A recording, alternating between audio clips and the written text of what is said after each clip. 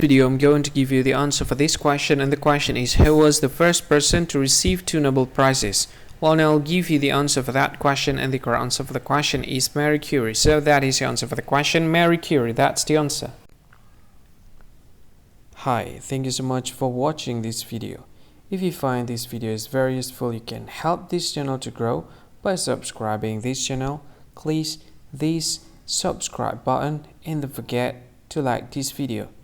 And if you find this video is not really good, or you don't really like this video, or you kind of feel that it's a little bit offensive or something like that, you can click this one, dislike button. You can do that anyway.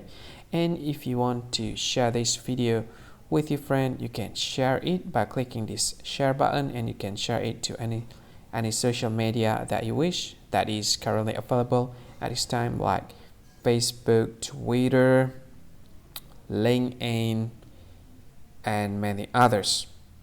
Right? And if you want to add this video to your playlist, you can click this one. You can watch this video later, and you can find more options by clicking these 3 dots. And yeah, don't forget to subscribe. I think that's all of it. Thank you so much for watching this video, and see you again in another video. Bye bye. See you again.